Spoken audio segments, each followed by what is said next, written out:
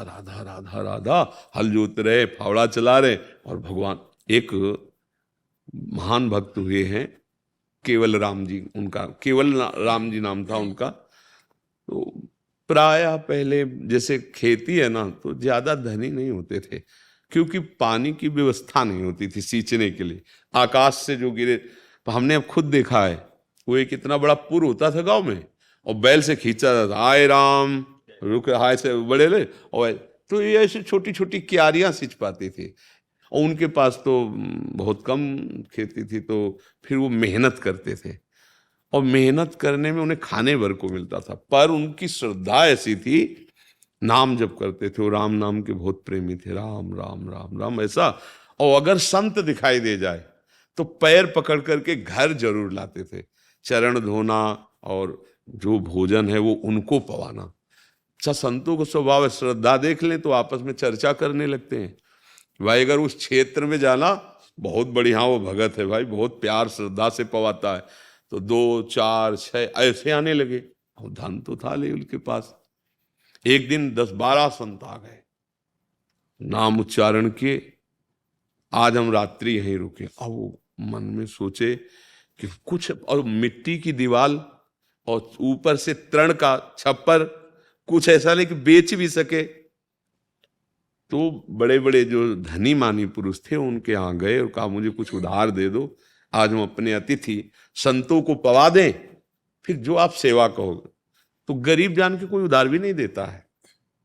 एक बहुत चतुर था, उसने कहा हमें कुआं खुदवाना है, तुम जो चाहो संतों के लिए ले जाओ, पर कुआं तुम खोद देना।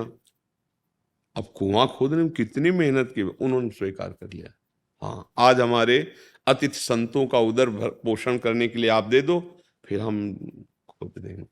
तो घी चावल दाल उसने सब दिया, खूब अच्छे से बनाया, भगवान को भोग लगाया और सब संतों को पवाया। अब कुआं खोदने के लिए पति पत्नी ही थे, जो फावड़ा मारते तो राम, तसला भरता राम राम, मतलब हर चेष्टा में नाम जब 60 हाथ में वहां पानी निकलता था, 40 हाथ खोद चुका था। तो कुछ बीच में बालू वाली परत आई, और वो नीचे थे, पत्नी ऊपर थी, और रस्सी से ऐसे रज, तो रस्सी से रज निकाल ही चुके थे कि अचानक फट गया कुआं, क्योंकि बालू थी ना, और दब गए।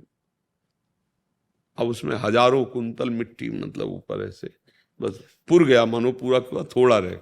अब पत्नी खड़े चिल्लाए रोए कि अब सेठ से कहा, सेठ ने कहा इसकी तो हमारी कोई जिम्मेवारी नहीं थी, वो कह रहे थे खोद के देंगे, हाँ तुम्हें कभी 2-4 दिन के लिए भोजन की जरूरत है तो ले जाना। अब गरीब आदमी की, अब उस समय कोई ये वो सुन वाली क्या कहते हैं, जैसी वो तो थी ही वही, बुला लो और जल्दी। अब वहां तो ऐसे, अब किसी ने कोई ध्यान नहीं दिया, कुआं पाट दिया गया, क्या वो तो मरी गए होंगे, पधार गए होंगे। अब उसकी पत्नी को लोगों ने ढांढस बनाया, कुछ खाने पीने को दिया। 1 महीना हो गया, वहां से राजा की सवारी निकल रही थी, तो उनके कान में सुनाई दिया राम राम राम, इतना मधुर आनंदमय नाम कि उनको लगा कि ये कौन महात्मा की आवाज है। तो आसपास सैनिकों को दौड़ा, कोई संत नहीं, बोले ये कोई महापुरुष की आवाज है, राम। तो धीरे धीरे उसके समीप गए, वो कुआं जहां खोदा वहां आवाज आ रही थी, कुआं तो था नहीं, बराबर कर दिया गया था। तो उन्होंने वहां के लोगों से पूछा कि यहाँ आवाज आ रही, यहाँ क्या है? तो बोले अभी 1 ही महीना पहले कुआं तैयार होने वाला था, कि वो केवल राम जी थे, मिट्टी फट गई तो अच्छा नीचे 1 महीना हो गया, तुरंत खुदवाओ। अब तो राजा आदेश मिला, बड़े बड़े सब सैनिक लग करके खुदवाया गया। तो देखो वो जहां बैठे थे तो 2 हाथ ऊपर मिट्टी रुकी थी, जैसे किसी ने रोक दिया हो, और एक गुफा सी बनी थी। जब सारी मिट्टी हटाई गई तो वहां देखा थाले कई पाई हुई रखी थी और एक भरी हुई, अच्छे अच्छे पदार्थ, शीतल जल। कौन पहुंचा रहा था? राम जी प्रभु। और ऐसे बैठे राम राम, सुंदर वायु पहुंच रही थी, खाना पीना मिल रहा था, और आश्चर्य की बात वो भोजन शौच भी नहीं बना रहा था, क्योंकि दिव्य थाला, कहाँ जाते शौच भी नहीं बना रहा था, पानी लघुशंका नहीं बना रहा, क्योंकि दिव्य है ना। आश्चर्यचकित हो गए, उनको निकाला गया तो राजा ने उनके चरणों में प्रणाम करके कहा, आप 1 महीना से ऐसे मिट्टी में आप जीवित कैसे? बोले, हमें कुछ भी कष्ट नहीं हुआ, अच्छी श्वास लेने को ऑक्सीजन मिल रहा था, भोजन मिल रहा। कौन दे रहा था? उनका भगवान दे रहे। राम राम। देखो, गृहस्थ और इतने बड़े महापुरुषों की उनका चरित्र लिखा गया है ग्रंथ भक्तमाल जी में, उनका चरित्र लिखा हुआ। तो ये वही थोड़ी कर सकते हैं, अपने भी कर सकते हैं? नहीं कर सकते। हर काम में अगर राधा राधा राधा राधा, वही बात आ जाएगी। भगवान का नाम, प्रभु का नाम लेते हुए जो कार्य किया जाता है वो सब पूजन बन जाता है। और ये सर्वाश्चर्यमय घटनाएं उसी के जीवन में घटती है जो भगवान के भरोसे होता है, भगवान नाम जापक होता है।